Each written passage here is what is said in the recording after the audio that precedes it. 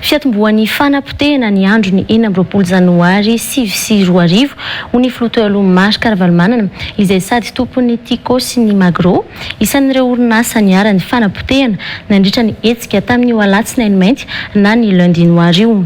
Rehefa tsy kivy hatramin'izay nefa isika tsy ho kivy mandrakizay ho ity filoha teo aloha ity raha nitondra tsy ahany andro omaly io.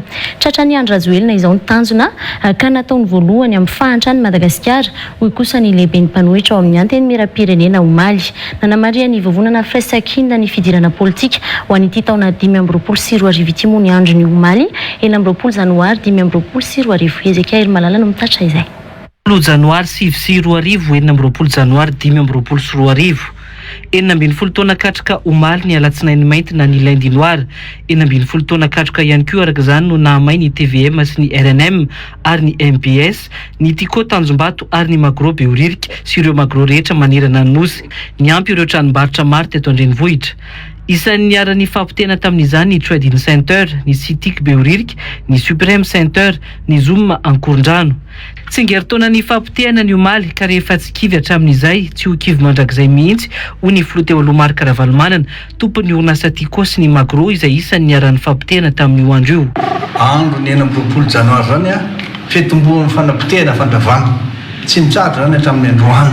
Tsingeritaona zany fanapotehana zany tsy tantarany zavatra simba sy potika akory itsika fa kosa mamety toko mivoaka malagasy rehefa tsy kivy hatramin'izay tsika tsy ho kivy mandrakizay ka ino tonga le fitenenana hoe raha mbola misy koa farany tsy foana ny fanantenana.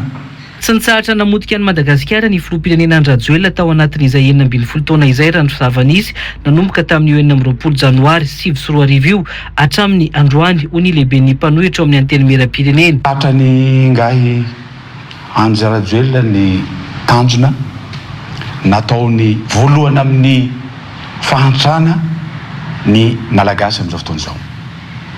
Ny tanjona anankiray koa ny hamotehana tanteraka ny fanoherana.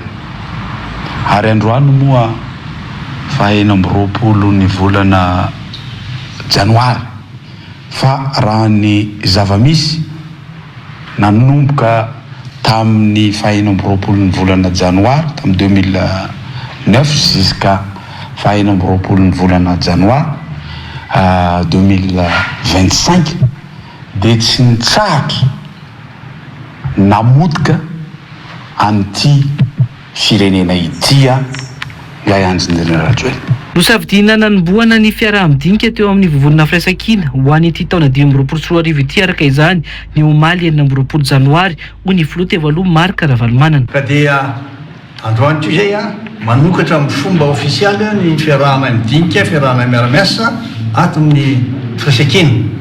Vonona izay raha iny, vonona izay joro, vonona izay anavitra vahoaka malagasy.